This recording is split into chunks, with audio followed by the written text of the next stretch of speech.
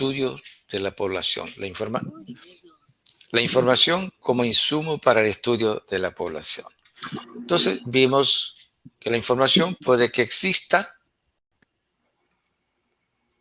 interna o externa, la tomamos, si existe, puede que no existe, entonces, en ese caso tenemos que obtenerla.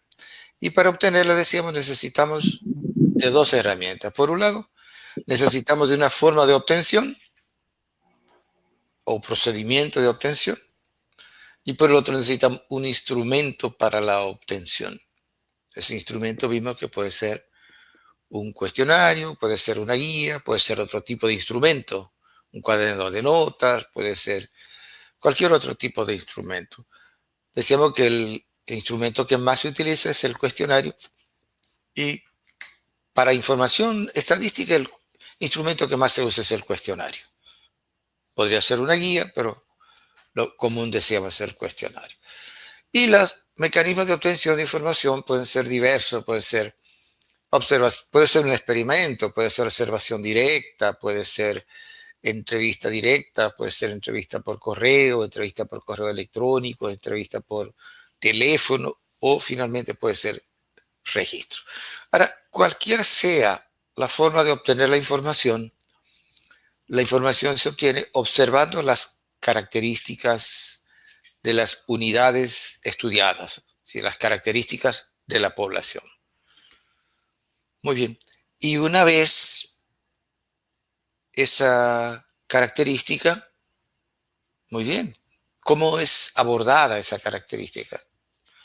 ¿En qué forma se manifiesta esa característica? Vamos a verlo eso en el mismo documento que estábamos viendo la semana pasada. Vamos a retomarlo.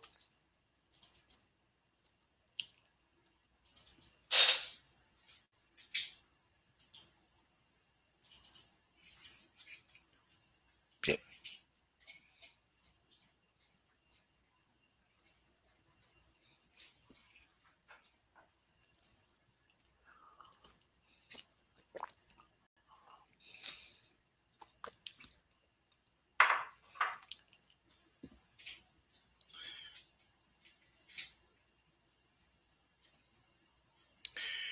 Bien, esas características que nosotros estudiamos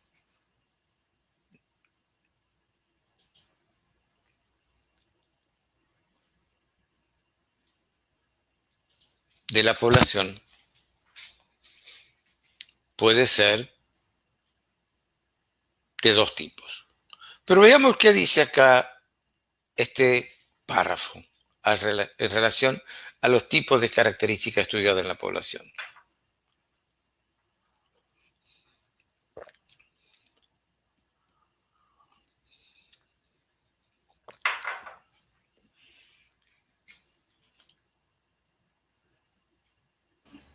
Profesor, usted lo está proyectando. Espérese. Aún no lo puedo. Ahí sí se ve. Ok, ahí se ve. Muy bien. Entonces decía, ¿qué dice este párrafo en relación a los tipos de características? Dice así. Los datos a partir de los cuales se hace el análisis estadístico provienen de la operación de medir o contar, que puede interpretarse como una forma particular de medir. De esa forma, cuando la característica de interés es la estatura de un grupo de estudiantes, se mide su estatura usando una cinta métrica. En cambio, si la característica de interés fuera el número de aulas de una escuela, lo que se anota como número de aulas es 1, 2, 3, 4, 5, 6, 7, etc. Perfecto. Ahí parece alguien que está hablando muy cerca de usted, compañero, y realmente se escucha y de alguna manera obstruye. Así que, por favor, pídale que o se aleje o que haga silencio, porque sí, es interesante que usted lea, porque es una forma de participar y creo que se benefician los otros compañeros. Bien, lo que está diciendo es que la característica se obtiene, o la característica o los resultados de la característica, cuando se observan, se obtienen de dos formas. O se obtienen a través de la operación de contar o medir, que es el caso o los casos que estamos viendo acá. Operación de contar o medir. Y habla de los dos ejemplos. Si lo que se quiere es la estatura de un estudiante, pues los resultados de la observación lo vamos a obtener midiendo con una cinta métrica. O si lo que queremos es el peso del estudiante, igual, los resultados de la observación lo vamos a obtener midiendo con una balanza. En cambio, si lo que se quiere saber es el número de aulas de una escuela, se obtiene a partir de la operación de contar, porque la escuela tiene o una aula, o tiene dos, o tiene tres, o cuatro, o más. Cualquiera que sea, se obtiene a través de la operación de contar. Pero existen otras situaciones. ¿Cuáles son esas situaciones?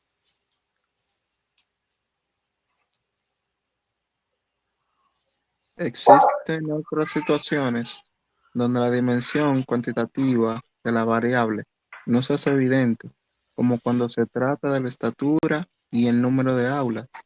En estos casos, la operación de medir no parece tan simple como en los dos anteriores. Correctamente. Entonces, lo que estamos diciendo es que en los dos casos anteriores se vio claramente el resultado de la medición, ya sea porque lo hicimos con una cinta métrica o con una balanza, o sea porque lo hicimos contando. En ambos casos se vio el resultado a través de una expresión numérica. Perfecto. Sin embargo, él acaba de decir que hay otras situaciones donde el resultado del conteo o la medición no se ve tan claramente como lo vimos en ese ejemplo. Y eso lo ilustramos con el ejemplo siguiente. ¿Qué dice? Un ejemplo de situaciones como la anterior lo constituye el siguiente. Se quiere determinar la característica No, no se escucha. estado Se corta la comunicación, se le está cortando. último año. A ver si otro compañero o compañera que tenga mejor señal. Bien, un ejemplo de situaciones como la anterior lo constituye el siguiente. Se quiere determinar la característica estado conyugal del grupo de estudiantes del último año de la carrera de Derecho de la Universidad Autónoma de Santo Domingo, dado que el estado conyugal no se puede medir como la estatura y el número de aulas. Entonces, habrá que adoptar un procedimiento diferente. Correctamente. Entonces, aquí la cosa es diferente. Porque si yo pregunto, ¿cuántas aulas tiene la escuela primaria Juana Saltitopa de la sección Los Jobos? Ya tiene 5 aulas. ¿Fue muy fácil responder? Discúlpenme un segundito.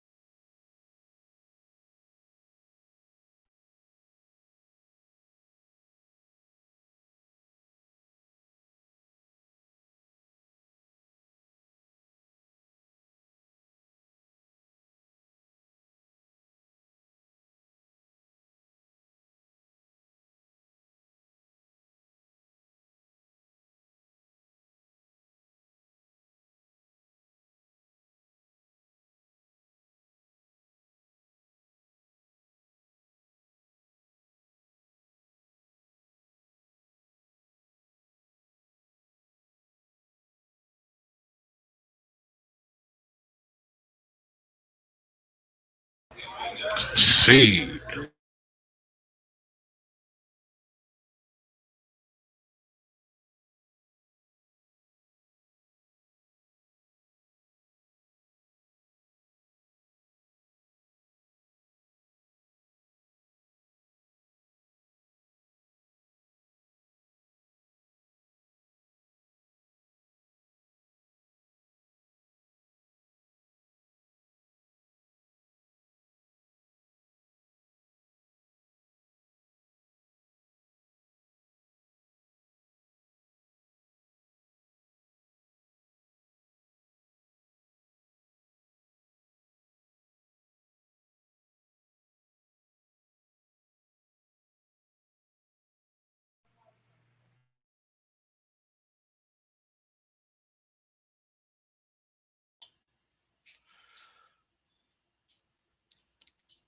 Disculpa, estoy de vuelta nuevamente.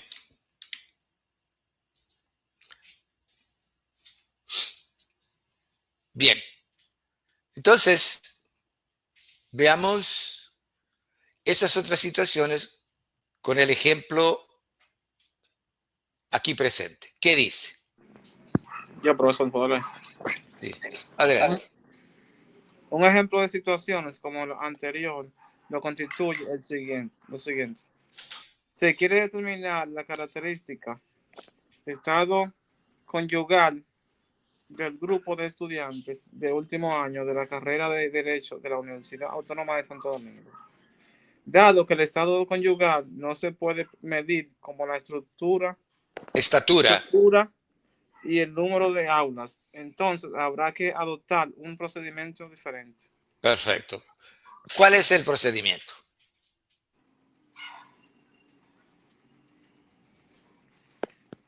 Lo que se hace en este caso es definir las categorías del estado conyugal: soltero, casado, unido, viudo, divorciado, separado, y luego determinar para cada unidad de estudio estudiante de derecho a la cual de las categorías pertenece. En este caso, para facilitar el manejo electrónico de los datos, se le asignan números a las categorías. Por ejemplo, a soltero se le asignan 1, casado 2, unido 3, viudo 4, divorciado 5 y separado 6. Correcto. ¿Se entendió esto? Aquí lo que estamos es codificando. Sí. Codificando para facilitar el conteo de estudiantes solteros, de estudiantes casados, de estudiantes separados, de estudiantes viudos, de estudiantes divorciados, etc. Facilitar el conteo. ¿Sí? La codificación. Ahí hay estudiantes de informática y saben lo que estoy diciendo. Y lo de estadística e historia, economía, deben saber lo que estoy diciendo. Deben del verbo deber.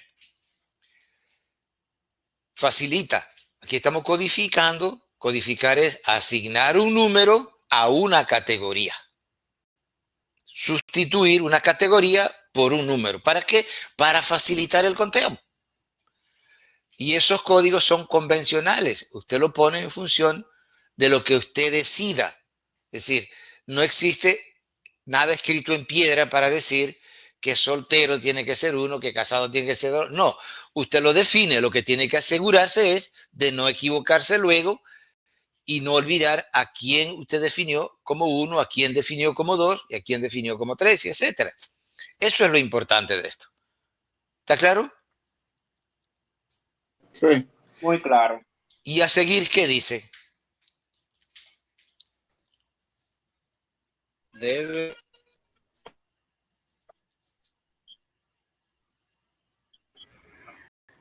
tenerse presente. Sí, continúe.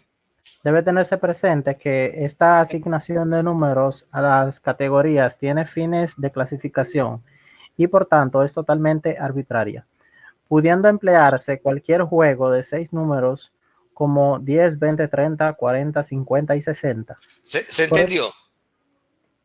De lo que yo decía ahorita. Usted le pone un código y decía, no hay nada escrito en piedra.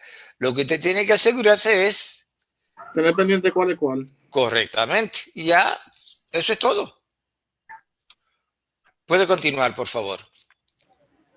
Por esa razón, no es posible ejecutar operaciones aritméticas con esos números como si se puede con la estatura y el número de aulas. Correctamente. Es importante, ¿no? Con estos códigos yo no puedo hacer operaciones matemáticas. Sin embargo, con la estatura y con el número de aulas sí puedo. Yo puedo calcular un promedio. Con estos códigos no puedo, porque estos códigos no son valores. Son representaciones de categorías, que es diferente. Un código no es un valor. Un código es la representación de una categoría, la representación de un atributo. ¿Está claro? Sí. Perfecto. Puede continuar, por favor.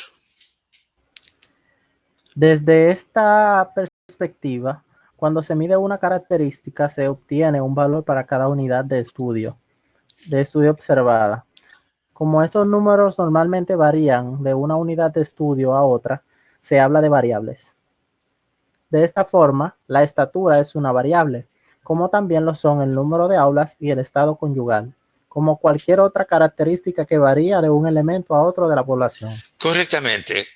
Ustedes han escuchado hablar en estadística, en informática, en economía, les hablan de variables, pero no le han dicho por qué el nombre de variable. ¿De dónde viene el nombre de variable? El nombre de variable viene del hecho de que es una cualidad, es una característica que se obtiene de las unidades y toman valores diferentes de una unidad a otra.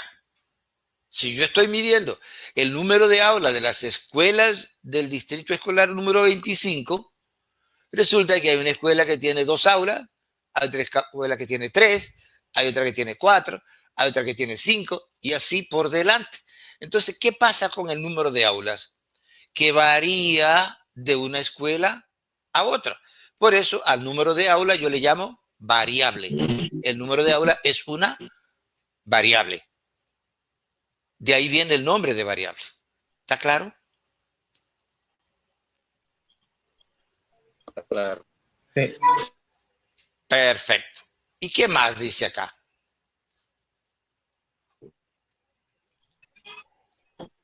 La variable ante aludidas tiene cierta diferencia de comportamiento en cuanto a las posibilidades de variación. Tomando en cuenta esta diferencia, se habla de variables cuantitativas como estatura y el número de aulas. La comunicación no se oye muy bien. Parece que tiene problemas de conectividad. ¿Puede tomar a alguien que tenga mejor conectividad? Yo. Adelante.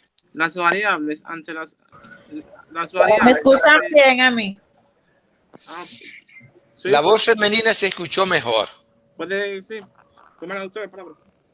Ok.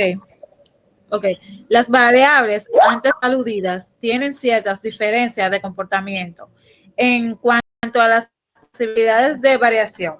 Tomando en cuenta estas diferencias, se habla de variables cuantitativas, como la estatura y el número de aulas, y de variables cualitativas o atributos, como el estado conyugal.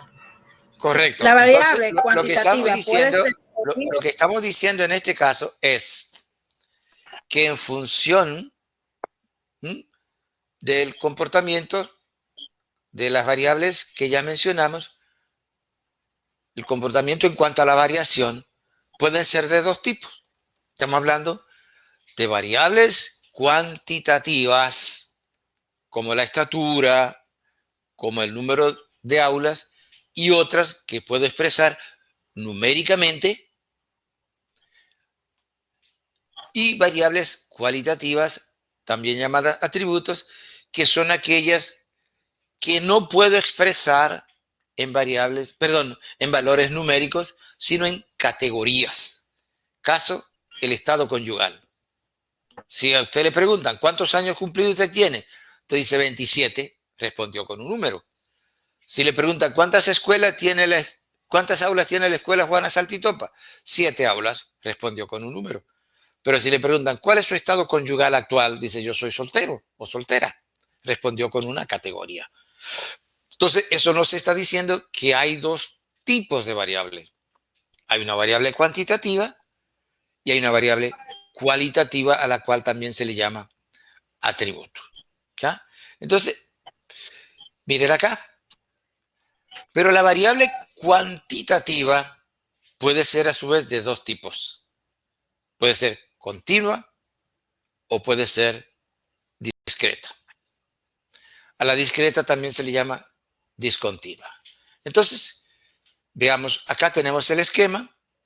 La variable puede ser cuantitativa, que se clasifica en continua y discreta, y puede ser cualitativa o atributo.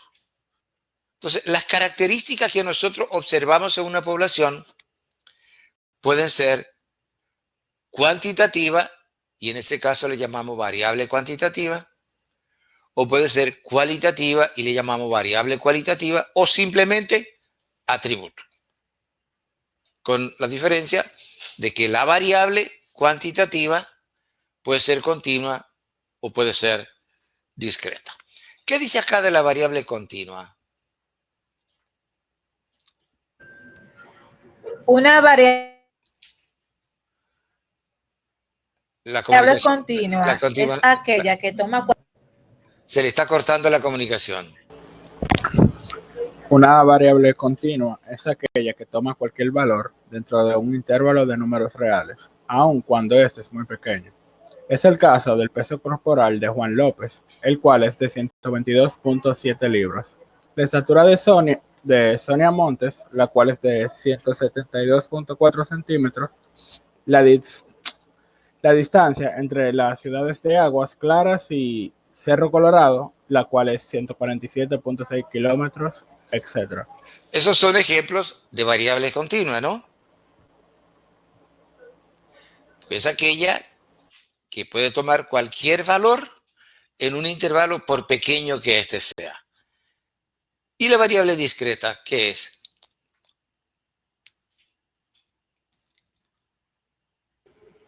Se considera variable discreta, también llamada discontinua, aquella que solo puede tomar valores enteros, como el número de hijos que puede tener una mujer, puede tener un hijo, 2 hijos, 3 hijos, 4 hijos, etc.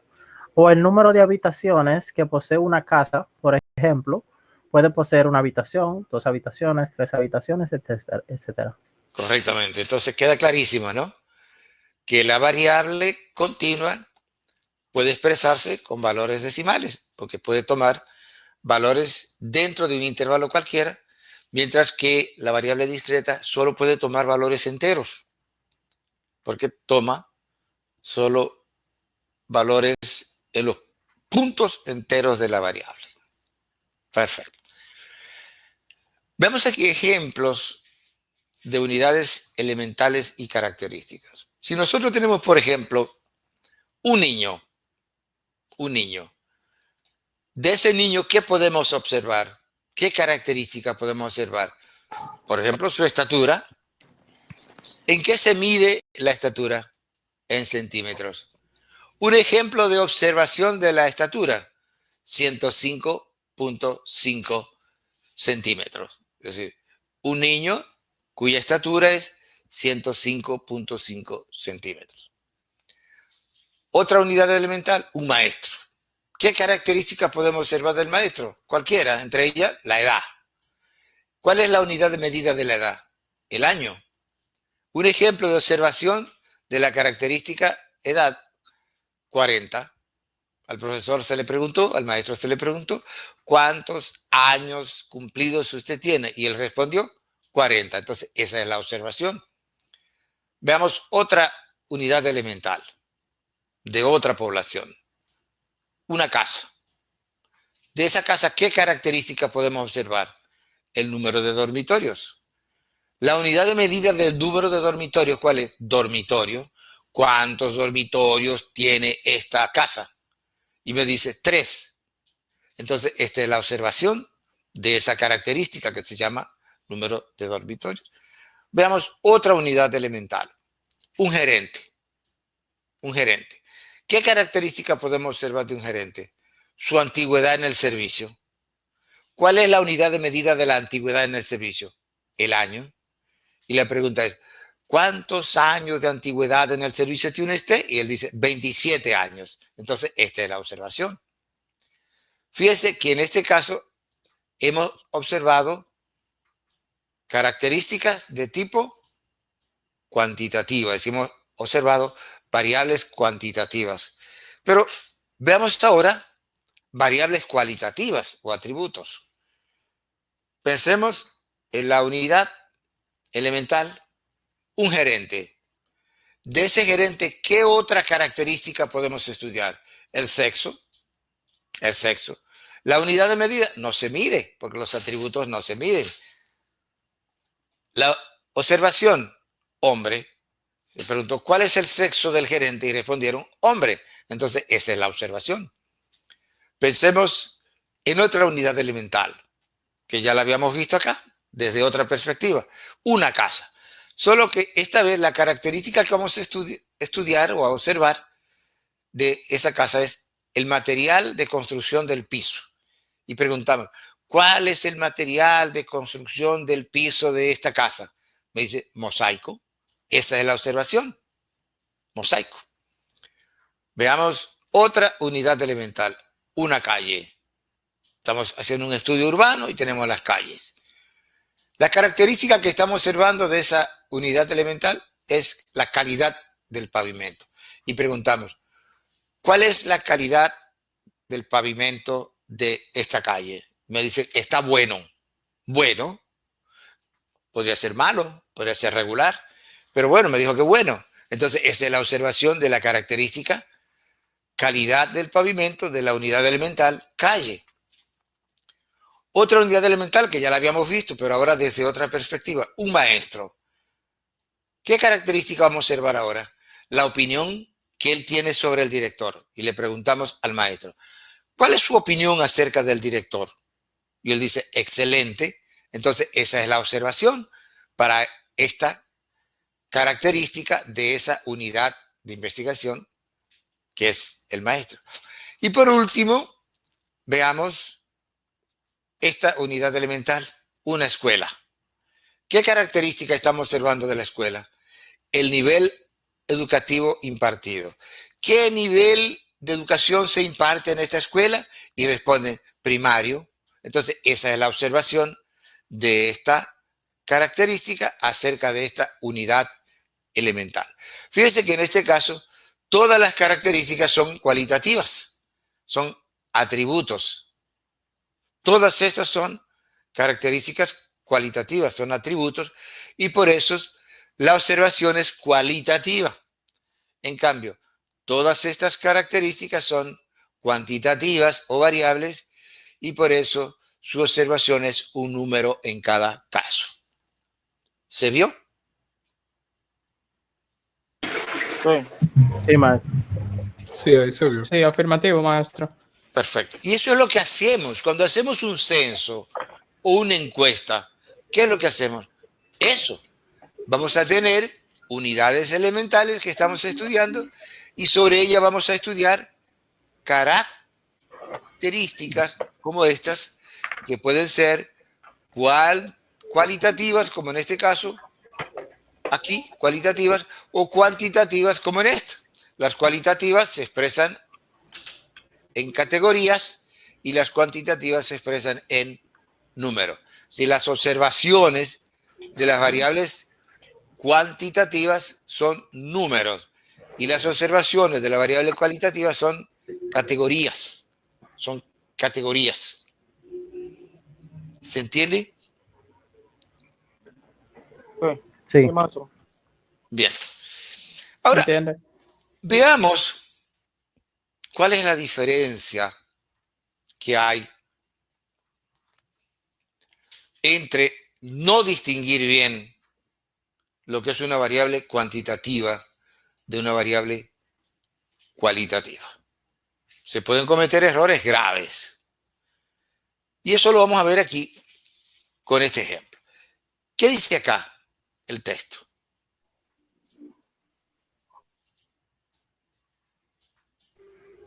Importancia de la diferenciación entre variable continua y discreta. Podría existir el riesgo de creer que la diferencia entre variable continua y variable discreta radica apenas en que la primera pueda ser expresada en valores que algunas a veces puedan contener decimales, mientras que la segunda acepta valores enteros. Obviamente que la diferencia va mucho más allá de esto, ya que presentan la forma de expresión cuantitativa de poblaciones de naturaleza diferente. Bien. ¿Y luego? Continúa. Para ilustrar los cuidados que deben ser tomados en cuenta para no cometer errores al momento de manejar y expresar los valores de una variable cualquiera de una población, se presentan la situación siguiente. Perfecto. Y aquí hay un ejemplo. Ejemplo. ¿Qué dice el ejemplo? Armando Galíndez, encargado de la Dirección Regional Norte del Ministerio de Educación, ante la necesidad de alojar la población escolar esperada para el próximo año, solicita la construcción de 248 nuevas aulas distribuidas de la forma expuesta en la columna 1 del cuadro de más abajo. Esto es 85 aulas en el distrito escolar 1, 76 en el distrito escolar 2, 57 en el distrito escolar número 3 y 30 en el distrito escolar 4. Correcto. Es lo que él está solicitando. Él está solicitando 248 aulas y él dice, distribúyamela así porque esas son las necesidades que tenemos. Eso se entiende, ¿no? Perfecto. Sí. ¿Sí? Están distribuidas en 4 distritos escolares. Adelante. Continúa. Hay alguien que está tratando de preguntar algo, entendí. ¿O no? No, yo creo que no. Ok, perfecto. Entonces, continúe, por favor. Dado que una serie de restricciones financieras han estado afectando al Ministerio de Educación, las autoridades competentes informan al encargado de la Dirección Regional Norte que apenas se podrán construir la mitad de las aulas solicitadas. Además, le informan que esas 115 aulas deberán ser distribuida proporcionalmente al número de aulas solicitadas para cada distrito escolar. Perfecto. Como se expone en el cuadro, en la columna 2 del cuadro. Le está diciendo, mire, lamentablemente las 248 aulas que usted pide no se le pueden construir porque no hay plata. Podemos construir 115. Y en ese caso, como usted estaba pidiendo un número diferenciado por municipio, porque usted necesita en forma diferenciada, nosotros vamos a respetar la misma proporcionalidad porque estamos entendiendo que las necesidades se mantienen en la misma proporcionalidad. Lo único que no le podemos construir son las 248 que usted está pidiendo. Entonces, perfecto. Eso se entendió, ¿no? Sí. Ok. Sí. Entonces, lo que él está pidiendo es esto. Él pidió esto. Esto que está aquí en la columna 1. Le dijeron, no, podemos lo que está aquí en la columna 3. No 248, sino 115. Ahora, como usted la estaba pidiendo, 85 en el distrito 1, 76 en el 2, 57 en el 3 y 30 en el 4, significa que usted quería el 34.3% de las aulas en el distrito 1, el 30.6% de las aulas en el distrito 2, el 23% de las aulas en el distrito 3 y el 12.5% de las aulas en el distrito 4. Así usted la quería en términos porcentuales. Entonces, ¿qué significa eso? Que las 105 se la vamos a distribuir en función de esta distribución porcentual. El 34.3% de las 115 aulas para el distrito 1. ¿Cuánto eso es? Multiplique 115 por .343. Le va a dar 39.4. El 30.6% de las 115 aulas en el distrito 2. ¿Cuánto es eso? El 30.6% de 115. 35.2. El 23% de las aulas, el 23% de las 115 en el distrito. Disculpe, ¿usted dijo 115 por cuánto? El 34.3% de 115.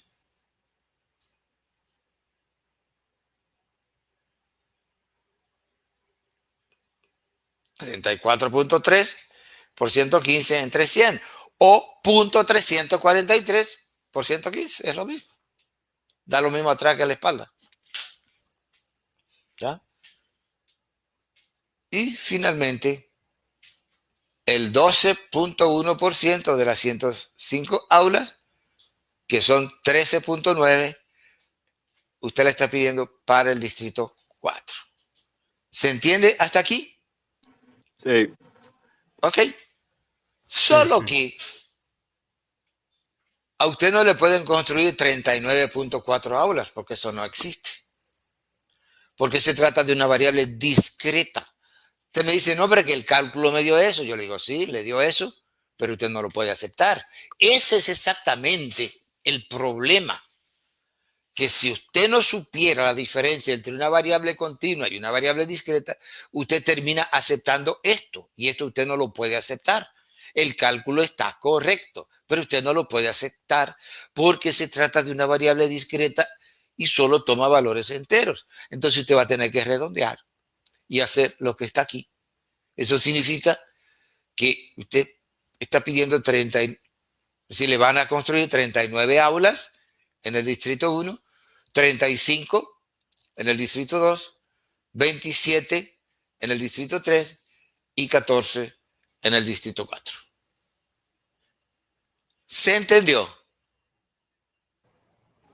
Sí, completamente. Si usted no hubiese sabido que se trata de una variable discreta, usted se queda en la columna 3 y había cometido una burrada, porque esa es una burrada.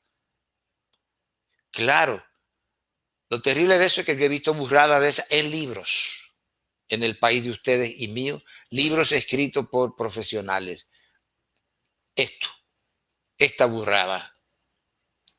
Simplemente porque no saben distinguir entre lo que es una variable continua y una variable discreta.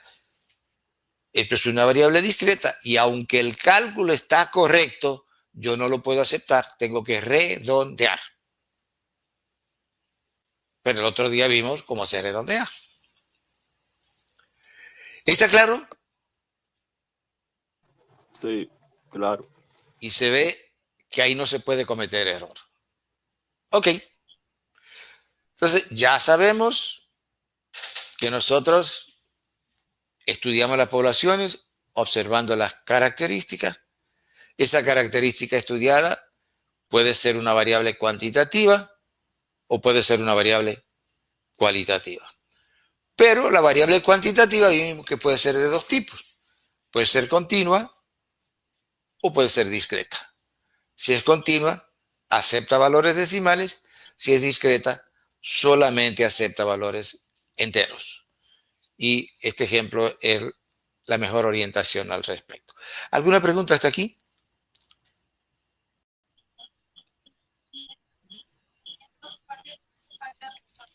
No. Ok. Vamos entonces a un aspecto que es crucial en la investigación estadística. Y es la clasificación de la información. Y aquí tenemos que hilar muy fino por una razón muy simple. Una de las prácticas más comunes en nosotros, los profesionales, en nuestro trabajo cotidiano, ¿sabe cuál es? Este. clasificación de la información. Pero eso no solo lo hacemos en los estudios científicos que hacemos, no. De repente usted se pasa la vida y no hace un solo estudio científico, pero sí tiene que hacer muchos informes. Y en esos informes usted necesita con mucha frecuencia clasificar información. Con un agravante, a pesar de que estamos diciendo que uno de los ejercicios más frecuentes de nosotros como profesionales es clasificar información, es uno de los 3 temas peor abordados por los textos de estadística y de metodología de la investigación. De los temas más pobremente abordados, si es que lo abordan. ¿Qué cosa? Entonces pareciera que hay una contradicción. Es una de las cosas que más hay que hacer y es una de las cosas que menos me enseñan. Lamentablemente, esa es la realidad. Más adelante vamos a ver que hay otro tema que es otra práctica frecuente en nosotros como profesionales en el día a día de lo que hacemos. No esperando a que hagamos el estudio científico, no, en lo que hacemos día a día, en el informe que tenemos que hacer en el día a día, que es la presentación de información. La presentación de información es otro tema pobremente abordado por los textos de estadística y de metodología de investigación estadística. Pobremente, muy pobremente. Tan pobremente que hay textos que ni siquiera lo abordan. Sin embargo, repito, es una de las prácticas más comunes en nuestra vida profesional cuando trabajamos con información. ¿Cuál es la moraleja de esto? Prestarle mucha atención a estos apuntes y valorarlo mucho porque no van a encontrar otro iguales. No lo van a encontrar, se lo digo con toda franqueza. No lo van a encontrar porque no existen. Estos apuntes realmente los elaboré para ustedes y es el producto de muchos años de estudio y muchos años de práctica, de ejercicio. Bien, ¿qué dice sobre la clasificación de la información?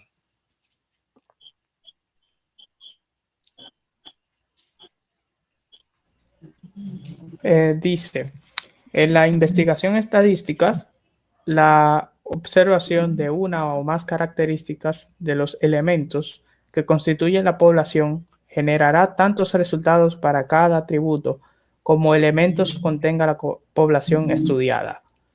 De esta forma, el estudio de un grupo pequeño generará un reducido número de observaciones para cada atributo considerado. Considérese el ejemplo siguiente.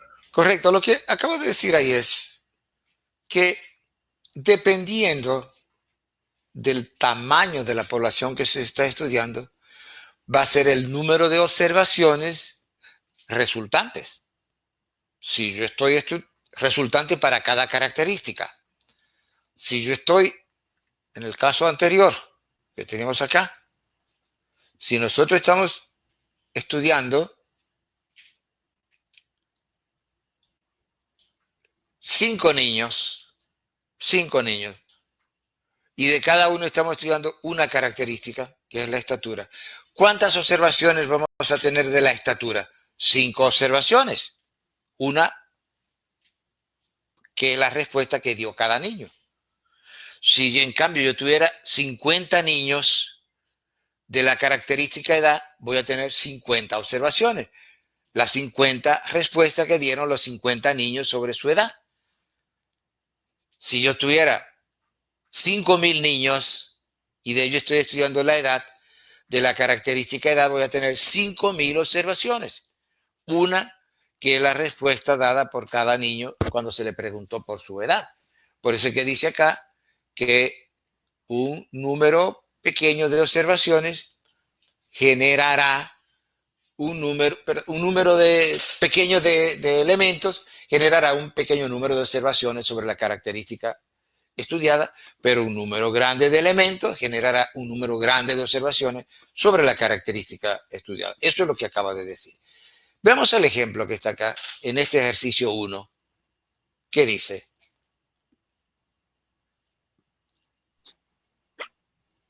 Los 4 estudiantes universitarios premiados con la distinción de estudiante meritorio correspondiente al año 2007 en el municipio de Río Blanco fueron María González, Pedro José López, Rosa Sánchez y Antonio García. Manuel Galarza, investigador del Ministerio de Ciencias para el municipio, se interesó en conocer más acerca de este grupo, para lo cual indagó acerca de la edad de cada uno, las cuales son 18, 19, 21 y 22 años respectivamente. Perfecto. Estas son las 4 observaciones correspondientes a la característica edad de los estudiantes que estamos analizando, que apenas son 4. Entonces ahí tenemos, las observaciones son 4, tal cual dijimos ahorita. Ahora, veamos, ¿qué dice acá en el párrafo siguiente? Dado que en este caso se trata de un reducido número de observaciones, bastaría con mirarlas detenidamente y con certeza se pueden sacar algunas conclusiones importantes como las siguientes. A. Se trata de un grupo de jóvenes, pues todos tienen edades entre 18 y 20 años. B. Y 22 años. 22 años. B. La edad promedio de estos jóvenes es 20 años. C. La mitad de ellos tiene menos de 20 años, mientras la otra mitad tiene más de esa edad. Y D. Edades oscilan entre 18 y 22 años. Por tanto, el rango de las edades es 4 años. Correctamente. Esas 4 conclusiones las sacamos en 30 segundos. Solo nos bastó con mirar los 4 valores e inmediatamente sacamos esas conclusiones que ahí están. ¿Se entiende? ¿Se entiende? Sí, sí, eso entiende. Ok. Las mujeres parece que no entienden ni entienden, sino todo lo contrario, son mudas. Pero bueno, ahí veremos. Entiendo. Solo que si no me lo dice, no lo sé, mi amiga. Pues yo no sé si usted es alta, si es baja, si es grande, si es chica, si es... No la estoy viendo. Bien. ¿Qué dice el párrafo siguiente?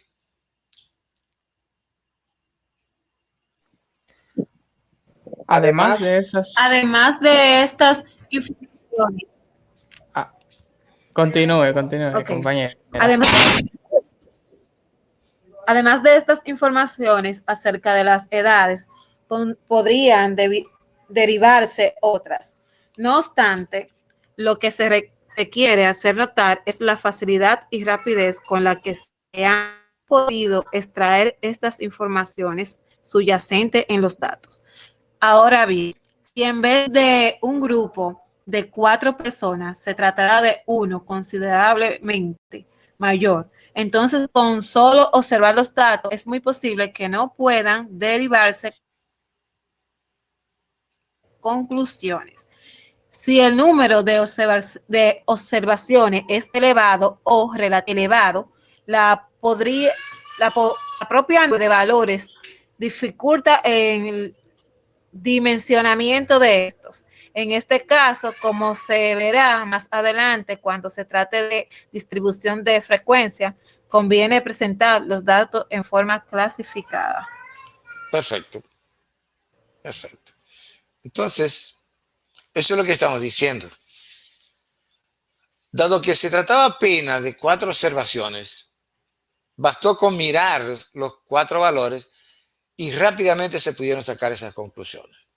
Sin embargo, si en vez de un grupo tan pequeño como ese, fuera un grupo más grande, mirando los valores, de seguro que no vamos a poder sacar ninguna conclusión.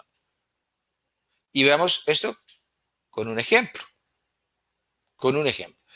Pero empecemos a ver el ejemplo analizando la propia clasificación. Y lo primero es que toda clasificación tiene 2 principios básicos o 2 objetivos básicos, si te quiere verlo así. dos principios básicos o dos objetivos básicos. ¿Cuáles son esos dos objetivos básicos o principios básicos? El primero se refiere al hecho de que toda clasificación se hace con el propósito de resumir el comportamiento de los datos para facilitar su análisis. Si los resumo, facilito el análisis. Y el segundo principio se refiere al hecho de que cuando se clasifican los datos, lo que se está haciendo es juntar los que son semejantes para separarlos de aquellos con los cuales son diferentes. Entonces, no olvidemos nunca estos dos principios u objetivos básicos de toda clasificación. Resumir el comportamiento de los datos para facilitar el análisis y agrupar o juntar los elementos semejantes para separarlos de aquellos con los cuales son diferentes. Eso es fundamental tenerlo presente permanentemente. Veamos esos dos principios en este ejemplo que está aquí. ¿Qué dice el ejemplo en el ejercicio 2? A los estudiantes. A los 30 estudiantes de una sesión de física básica de la carrera de informática de la Universidad Central de las Antillas se les aplicó un cuestionario con el propósito de determinar su perfil socioeconómico y demográfico. Entre otras características, se le preguntó por la región geográfica en la cual había nacido. A la encuesta proporcionada por cada uno de los 30 estudiantes, se tienen las observaciones siguientes. Santo Domingo, Cibao, Santo Domingo, Cibao, sureste, Cibao, Santo Domingo, Cibao, suroeste, Santo Domingo, Cibao, sureste, suroeste, Santo Domingo, Cibao, Santo Domingo, sureste, Santo Domingo, Cibao, suroeste, Santo Domingo, Cibao, sureste, Santo Domingo, sureste, Santo Domingo, sureste, Cibao. Correctamente. Si usted ve los 30 cuestionarios y se va a la pregunta donde se le indaga acerca de la región en la cual nació, eso es lo que usted va a encontrar. Si usted saca esas 30 respuestas y las anota como están ahí, como ella acaba de leerla, mirándola, usted no va a sacar ninguna conclusión. Porque, como decía, la sola nube de valores, en este caso de categorías, le nubla los ojos y usted no va a poder, va para adelante, para atrás, pero no saca ninguna conclusión porque no es posible. Y apenas son 30 categorías, imagínense si fueran 30.000. Entonces está clarísimo. Si el número de observaciones es pequeño, como en este caso, con mirarlo sacamos conclusiones. Sin embargo, cuando deja de ser pequeño, con mirarlo no sacamos ninguna conclusión. ¿Está claro? Sí. Sí. Pero si nosotros vemos con detenimiento esas categorías que compone las observaciones que ella leyó, solo son 4. Lo que pasa es que se repiten. Se repiten. Por eso, ¿qué dice acá? Si se observan los resultados tal como se obtuvieron y se exponen más arriba, nos resulta fácil derivar cualquier conclusión. Sin embargo, si se toma en cuenta que los estudiantes pertenecen solo a 4 regiones y que lo que ocurre es que el atributo región se repite tantas veces como estudiantes provienen de esta, entonces puede hacerse una clasificación según región en forma siguiente. Correcto. Región de... Entonces, ¿qué fue lo que hicimos acá? Que juntamos todos los iguales y los agrupamos. Todo lo que son, lo que dicen Santo Domingo, yo los puse juntos, son 12. Todo lo que dice en Cibao lo puse junto, son 9. Todo lo que dice en sureste lo puse junto, son 6. Y todo lo que dice en suroeste lo puse junto y son 3. Miren qué rápido se puede analizar este cuadro y qué difícil resulta analizar estas categorías que están acá, estas observaciones. Lo que pasa es que aquí clasificamos. Y en vez de tener 30 observaciones como acá, tenemos 4 grupos. Es mucho más fácil analizar 4 grupos que 30 observaciones. Disculpe un segundo.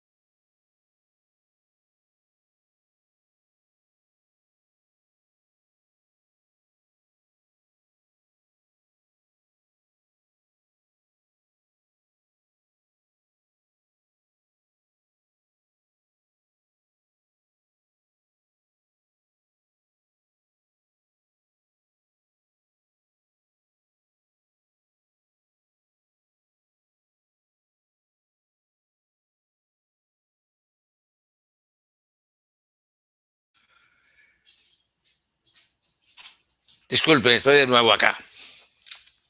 Bien, entonces resulta que aquí hemos logrado todo lo que se quiere lograr con una clasificación. Lo primero es que hemos resumido el comportamiento de los datos. Y ahora, en vez de hablar de 30 observaciones, estamos hablando de 4 grupos. Y es mucho más fácil analizar 4 grupos que 30 observaciones. Pero el análisis es muy simple.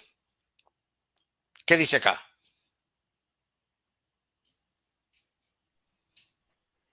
El cuadrito o el texto.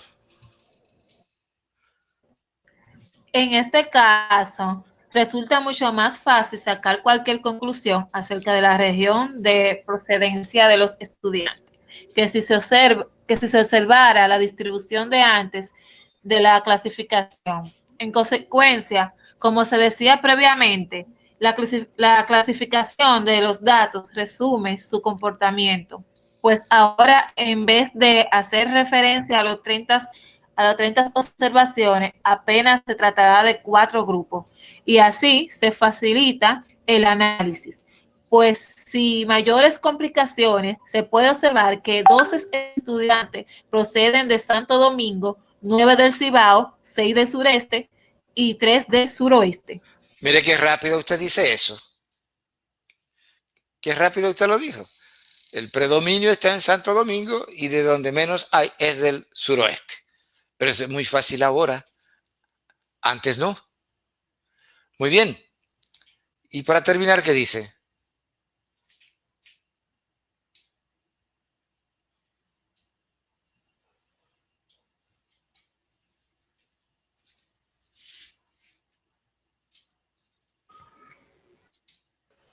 El párrafo que estaba marcado ahí dice: en forma previa se aludía que el segundo principio de la clasificación procura la definición de grupos internamente homogéneos y externamente heterogéneos.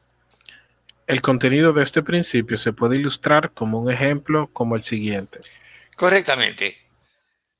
Decía que toda clasificación apunta a 2 objetivos. El primero es resumir el comportamiento de los datos para facilitar el análisis, y eso lo acabamos de ver, ¿no?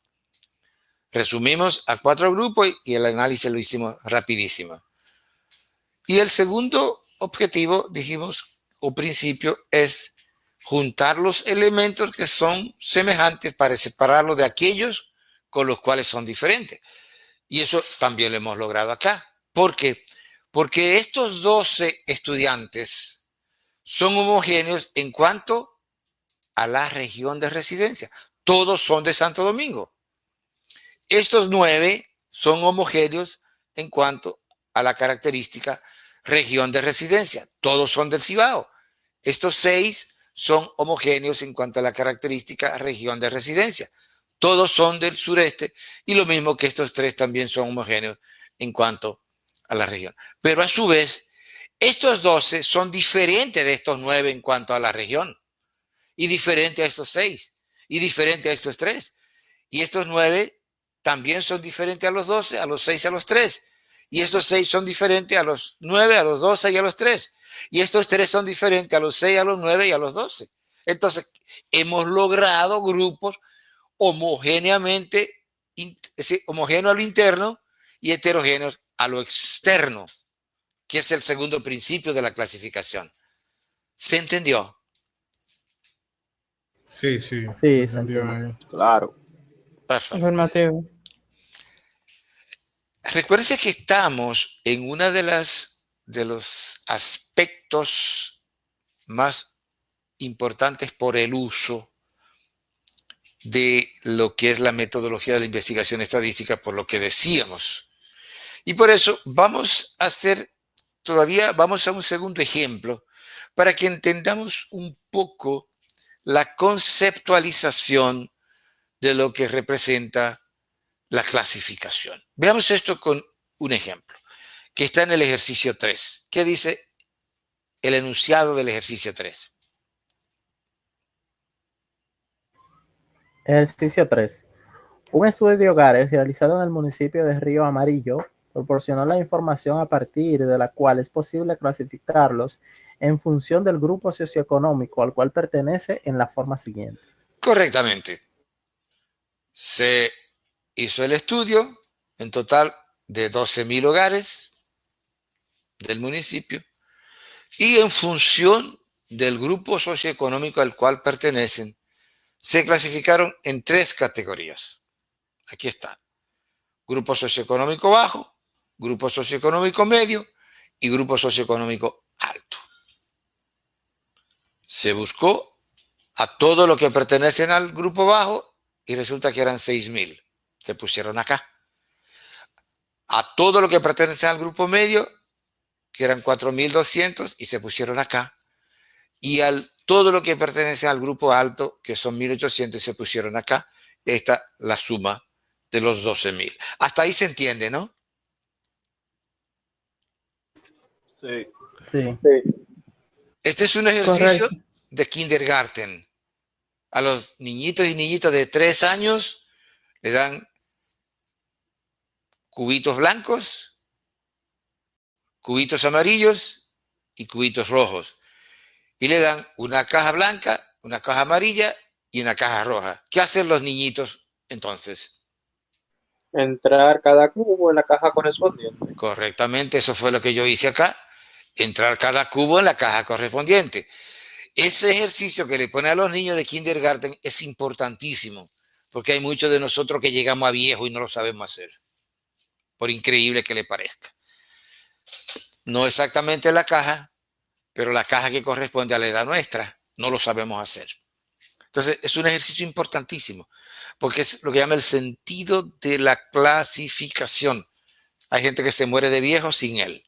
Bien. Entonces, observemos lo siguiente.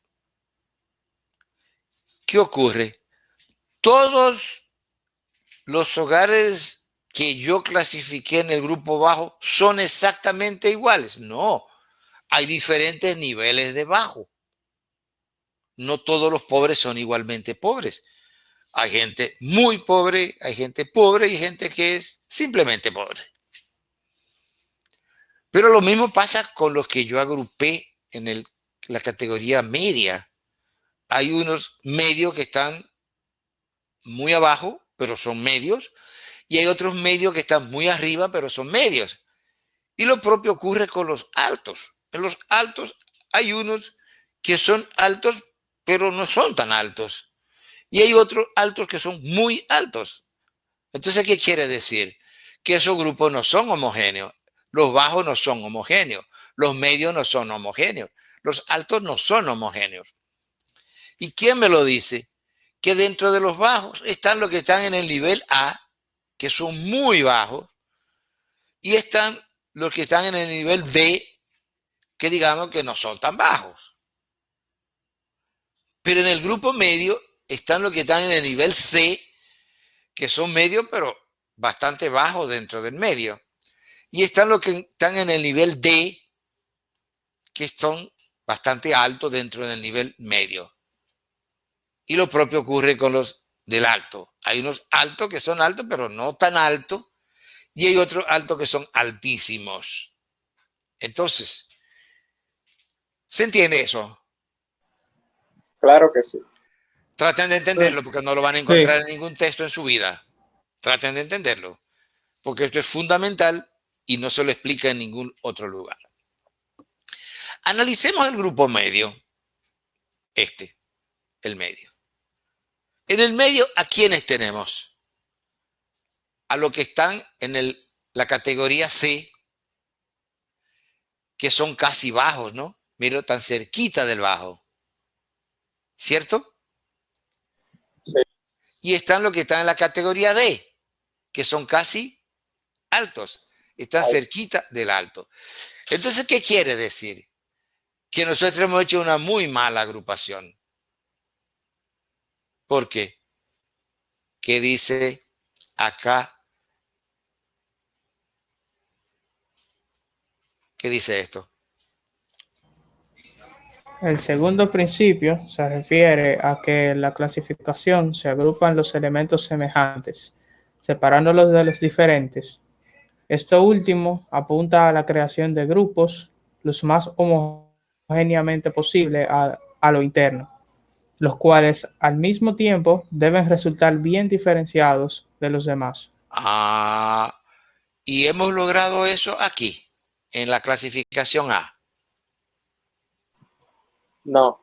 Acabamos de ver que no. Acabamos de ver que no.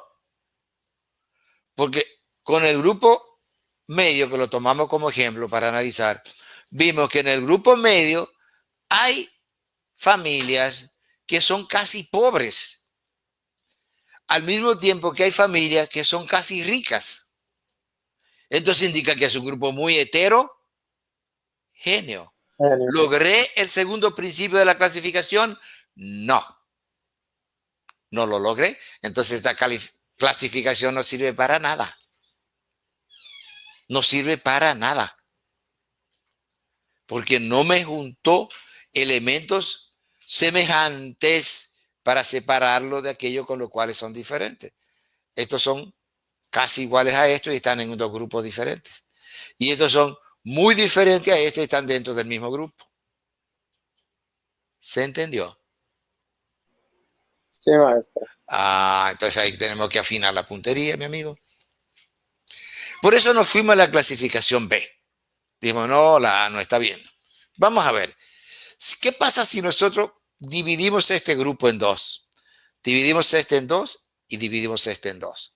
Que vamos a tener ahora grupos más pequeños. Y al ser más pequeños, pueden ser más homogéneos. El grupo bajo lo dividimos en dos. Uno donde están los muy bajos y otro donde están simplemente los bajos. En el muy bajo ahora hay 1800 y en el simplemente bajo hay 4200. Ahí están los 6000. Solo que lo dividí ahora en dos. ¿Qué significa? Que ahora son más homogéneos. Claro. Miremos el grupo medio que lo dividimos en dos. Lo que estaba más abajo, que le llamamos medio bajo, y los otros que le llamamos simplemente medios. Si nosotros tomamos lo que son solamente medios, ¿quiénes están dentro del grupo medio? Los que están aquí,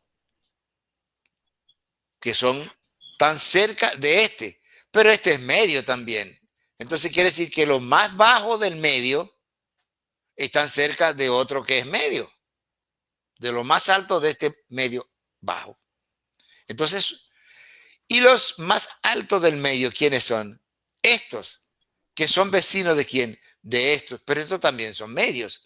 Entonces, ¿qué quiere decir? Que aquí yo tengo medios y aquí tengo medios.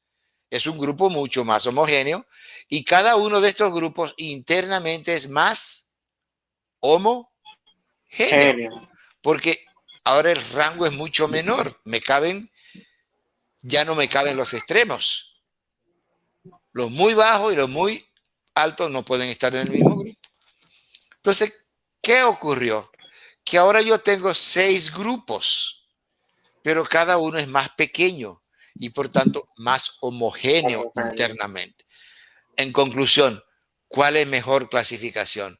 La B, porque logré grupos más homogéneos hacia lo interno y más heterogéneos hacia lo externo. ¿Se entendió? Sí. Sí. ¿Qué dice acá?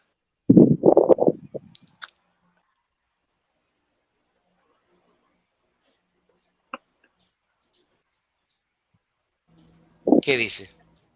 Dice, En la en la clasificación A, los hogares son agrupados en 3 categorías, definidas en función de grupo socioeconómico, al cual pertenecen: bajo, medio y alto, para los cuales se usan llaves para indicar el dominio de cada grupo. Los hogares pertenecientes al grupo socioeconómico bajo van desde el nivel A, donde se incluye a todos totalmente pobres, hasta B, que son los de nivel medio. Claro, lo que dice acá es exactamente lo que yo les expliqué. ¿Está ahí? Está ahí. La explicación. ¿Se entendió? Correcto. Muy bien. ¿Alguien tiene alguna pregunta o alguna duda?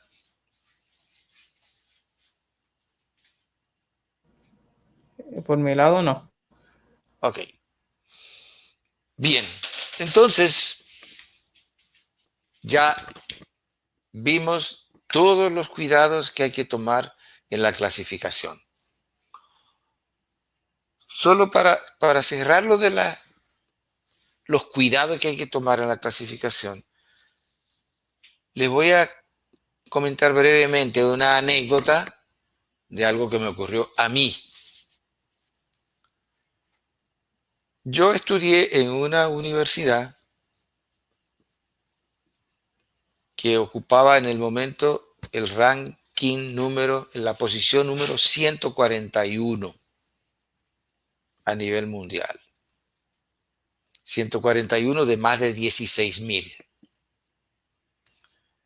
Lo que le está diciendo que estaba en el primer 0.3%. Eso les habla de el nivel de exigencia. Ahí yo hice doctorado. Un doctorado que implica de 6 años, mañana, tarde, noche, día feriado, 7 días a la semana, 30 días al mes, 365 al año. Así fue. El día que yo defendía mi tesis doctoral, es una defensa pública como anfiteatro de la facultad, y donde participan 3, la banca son 5, 3 profesores de la universidad, incluyendo al orientador, y 2 de 2 universidades diferentes, pueden ser extranjeras o pueden ser del mismo país. Y precisamente yo trabajé con un tema que fue el rol de la atención prenatal y al parto en la mortalidad infantil en la República Dominicana. E hice algunas clasificaciones de la educación de la madre como un correlato de la mortalidad infantil de sus hijos. y clasifiqué los años de estudio de la madre en 4 categorías. 4 categorías. Y la primera pregunta que me hizo el profesor de la Universidad de San Paulo, que era una de las universidades externas que participaba, fue que cómo yo sabía que esas 4 categorías, es decir, que ese agrupamiento que yo hice, refiéranse aquí y aquí, que ese agrupamiento que yo hice era el mejor. Es una pregunta de defensa de tesis doctoral. Algo que aparentemente es simple lo que me está preguntando, pero no es simple nada. Para mí fue extremadamente fácil responderle, porque esos agrupamientos yo lo hice usando análisis combinatorio para definir modelos posibles, es decir, combinaciones posibles de categorías, y cada una la probaba con un modelo en función del grado de significación estadística de cada modelo. Y yo tuve que correr 36 modelos diferentes y casarme con el que me daba la medida de homogeneidad interna y heterogeneidad externa más alta de los 36. Entonces, les traigo esta colación para que ustedes tengan una idea de la importancia que tiene la clasificación, que la primera pregunta que me hizo ese profesor de la Universidad de San Paulo fue, la Universidad de San Paulo en ese momento era la universidad de América del Sur más ranqueada de todas. La más ranqueada, o sea, el ranking más alto en América del Sur. La segunda era la que yo estudié. Y la pregunta que me hizo fue esa, para que tengan una idea del significado que tiene la clasificación para explicar cuando uno va a hacer el análisis cualquiera, para explicar diferencias. Bien. Pues por el día de hoy vamos a cerrar por acá y a la próxima clase vamos con los tipos de clasificación, la idoneidad de la clasificación y entrar en una herramienta de clasificación que es la distribución de frecuencias. Yo les sugiero que estudien, porque el que estudia hasta corre el riesgo de aprender, que es peligroso, pero a veces vale la pena. Bien, ¿alguna pregunta final? Una pregunta, maestro. ¿En qué país está esa Universidad de San Pablo? En el estado de San Paulo, en Brasil. Ah, Sao Paulo. No, São Paulo. Sao Paulo. São Paulo. No es Sao. Pero ese portugués suyo parece de Portugal. Parece. Sí, yo aprendí portugués. Sí. Profesor, ¿cuántos años te tuvo en Brasil? Con lo, 7. lo del doctorado. 7. 7, pero no, 7 años de doctorado, no, ¿verdad? 6. Y uno de trabajo de investigación. Trabajo de investigación académica, científica.